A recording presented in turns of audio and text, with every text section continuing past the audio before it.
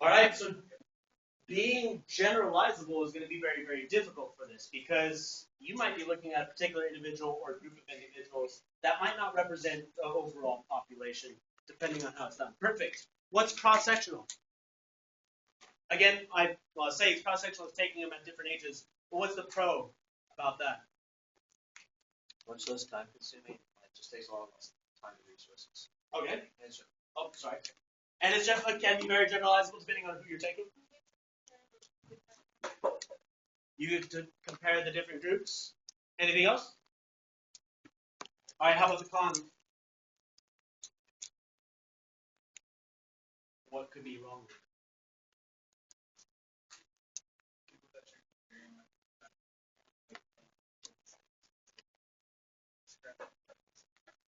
All right, so it might not be biologically the same, and as we know that biology plays a big role. Okay? There's generational. What do you mean by that? Because they were born in different times. For example, like 1980, they have like different. Yeah, being born in a different time is going to have an effect on. So, like, if I took people like teens, for example, and then, or I was in the study, my experience growing up and what went into that is going to be different from what you guys experienced, and it's probably going to increase dramatically as we go along. Like you guys, in the next few years, what you guys went through might be totally and completely different than what the next age group is going to go through. So, how do you compare and see where people are at with stuff if there's that big generational divide? Could be a problem. All right, so just keep this stuff in mind because that's going to be a big research idea coming up with any of this stuff. Keep an eye out for those on the AAQ. It could still very much be a experiment as long as they're doing what? Manipulating something. But if you just see they're gathering data from different age groups and they take just groups of them, it's a cross-sectional study. That would be the research method. If it's staying with the same group and they're just observing them for 80 years, longitudinal study. All right, so just kind of bringing up some of the things you might see. All right, any questions about that? All right, moving on. Steele, can you tell me what is developmental psychology? What is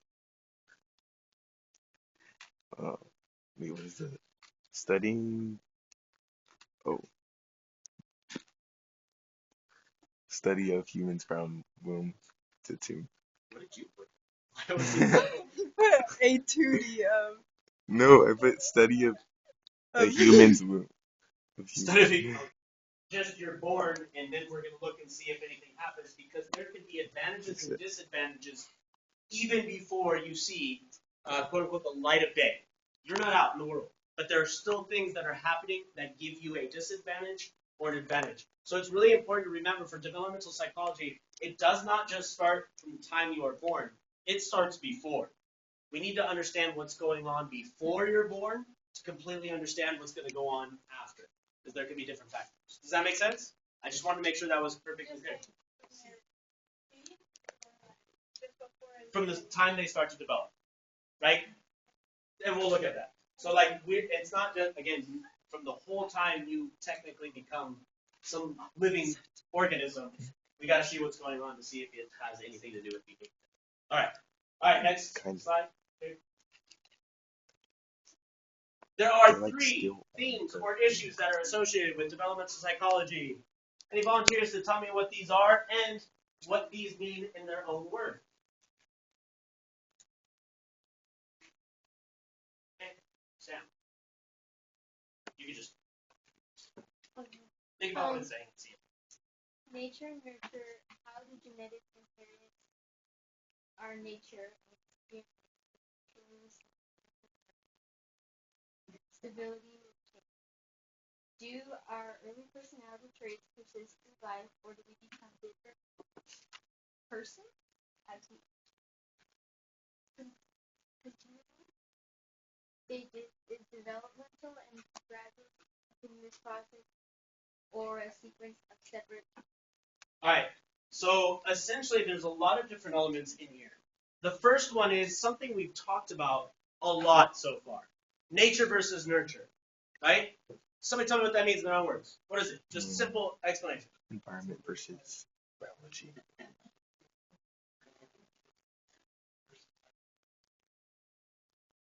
Biology versus All right. environment. And again, just to kind of bring up some stuff that we've talked about, the idea isn't always or hasn't always been that you have a genetic. Well, first, it would have been you're born a certain way. Either you're going to be born to do this or you can be born to do that. Then it kind of went, no. You can be molded. You can have these things that people can tell you and you can learn. And that's the nurture part. So it's this constant struggle between this idea of, are you genetically hardwired? Are you going to follow exactly what you're genetically hardwired to do? Or is there some zygote, embryo, fetus?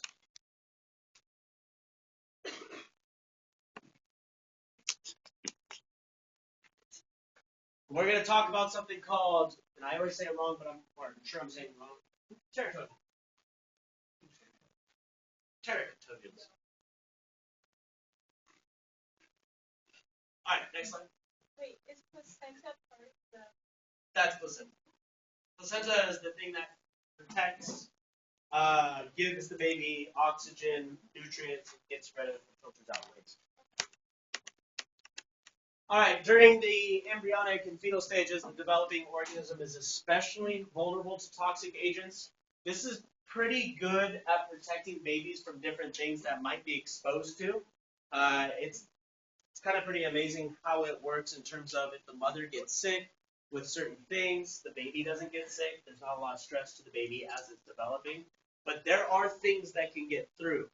And during this, the fetal stages is especially when babies are susceptible to things because development is happening, and some things, some viruses, and some agents get through that have an impact on the development of the baby. So it's protected by the placenta, but there are things that can get through. We're going to look at those. The first thing is, okay, slide. Madison, what is a teratogen? Harmful agents like viruses and drugs to the prenatal environment. Okay, so for this, it's something that is either a virus or a drug that can have an impact on this prenatal environment of the baby. Right? Makes sense to us now. Hasn't always made sense. So, for example, you could, if it's a drug, we're looking in the area of smoking or drinking or hardcore drugs. And then we can also look at some viruses. For example, you see here a baby who was born with a herpes infection already.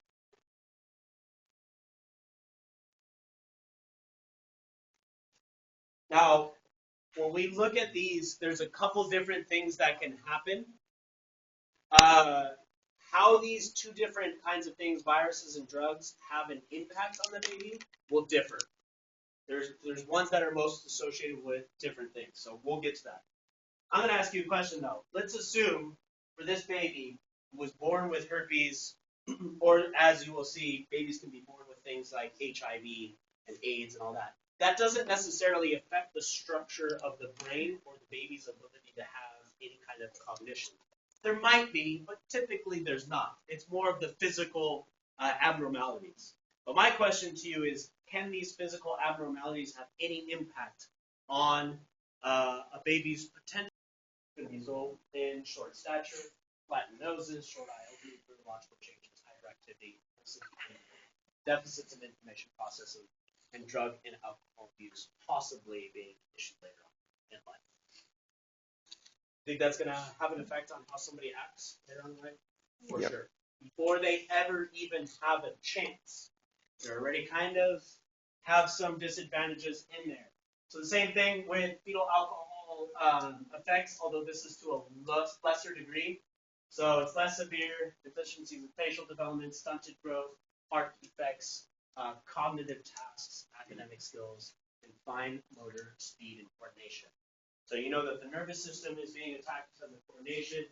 You probably have structures in the brain that are a little bit off because of the coordination, like the cerebellum, and how to take that in. Maybe possibly be sensory issues. Again, it's very, very, like, it is at, like, I told you guys this at the very, very beginning. The fact that you guys are all here, and I don't know everybody's health issues, there might be some out there that might not be, but the fact that you're generally pretty healthy statistically is amazing. So many things have to happen just right. So many things have to be just there. And if they're not, there's something wrong. So like, just take a second and be thankful that you do have everything that you have, because life could be drastically different. So, next slide. Any questions on alcohol or drugs? Okay.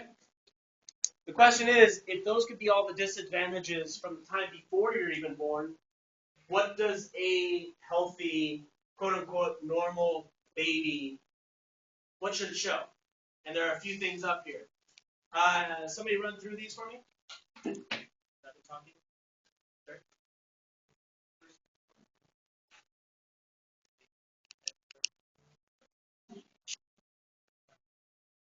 Okay, now hold on, right before you continue, because I do want you to keep going.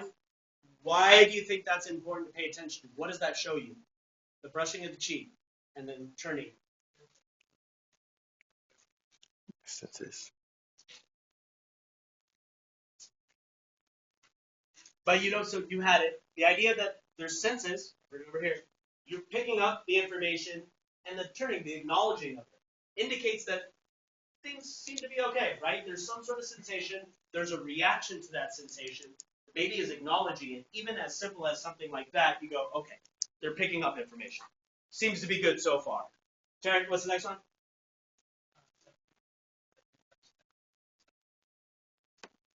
Okay. Now, does anybody have younger brothers and sisters with them? You guys remember that time? If they're still young, you probably still see this. They'll explore the world by putting everything.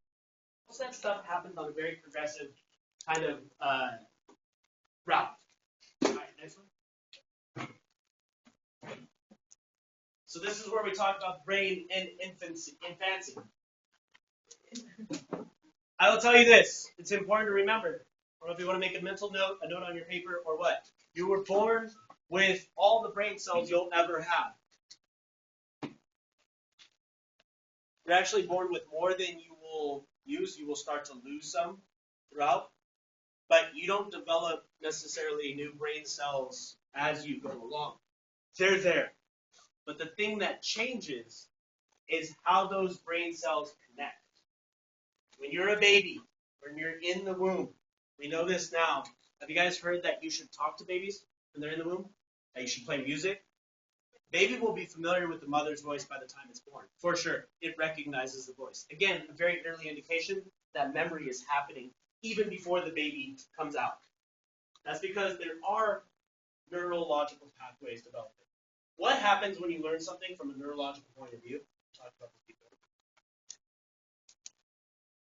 You form neural networks. That's when those dendrites and terminal branches were searching for each other, and they found it also is what's going on when your short-term working memory interacts with your long-term memory.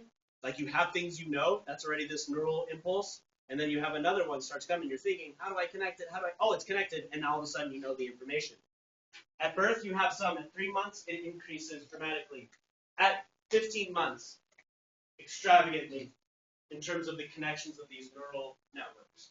How come we only remember like so far into the past, but we had like before that? We'll get to that. Next week. Good segue. So again, like I said, you guys recognize this if you've been around. They learn everything. I'll just give you an example. I have a lot of examples now because I have a kid. Before I would be like, okay, I get it. I don't know what that means, that looks like. My daughter will pick up things that I don't even know where she got them from. I did. The other day I told her to do something. She literally did this. Yes, sir. And I was like, whoa. Where did you even get that from?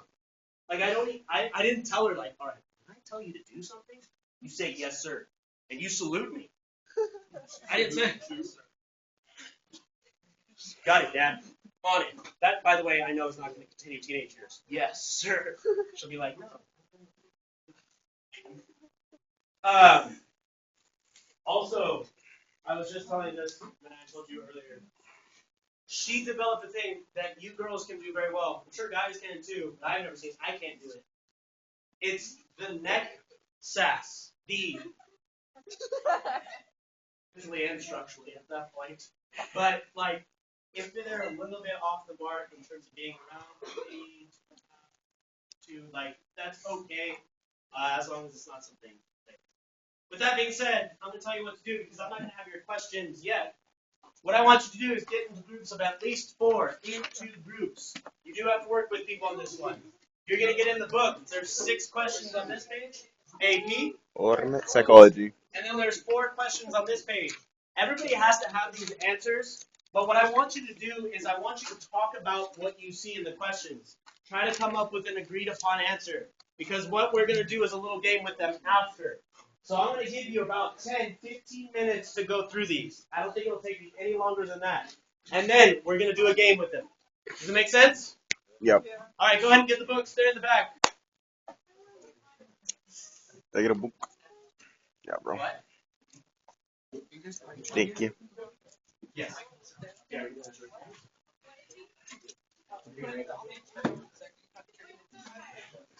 Excuse me. No.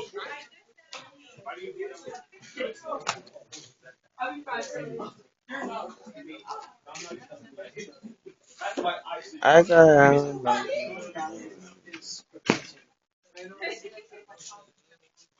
Just don't take the book I gave you. Okay. Okay. I gave you a book.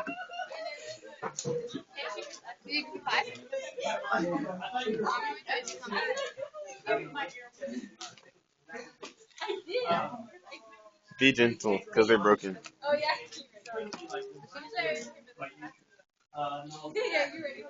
I don't know. I think it's this one, look. I know it's this one.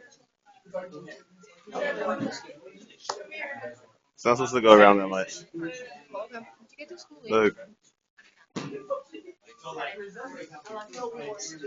Did I get to school late? No. No.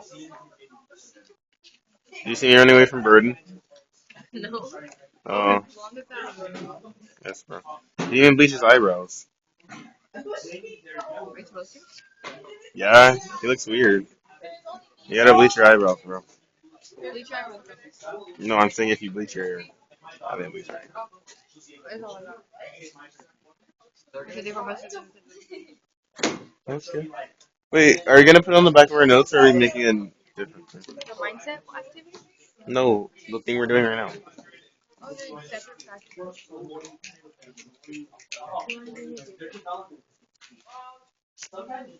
No, That tarot dream. I don't have a lot of paper. Experiencing lifelong physical and mental abnormalities because mother consumed alcohol while she was pregnant. The alcohol, because of the damage it caused, is considered what? Write the letter down. Show it to me.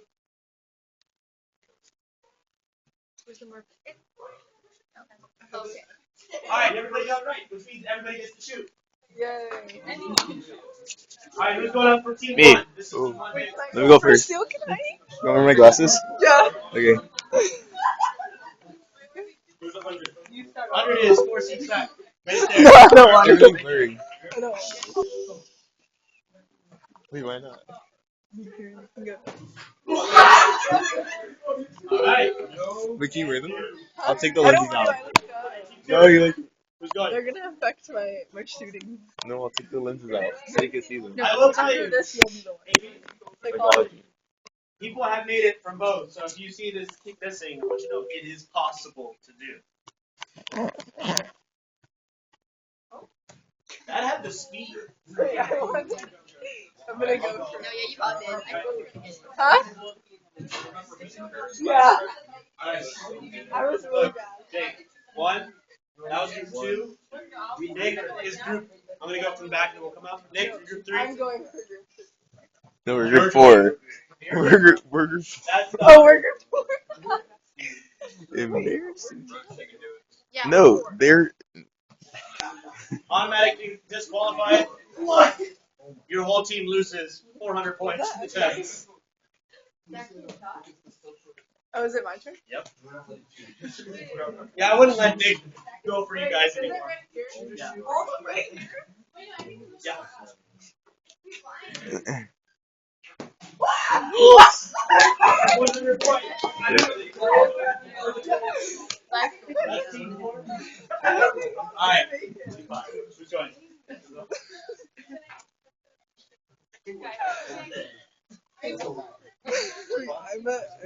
Yeah, team 5. I'm a cheat code. So team 4 just scored. Madison recorded that. You did? That's 100.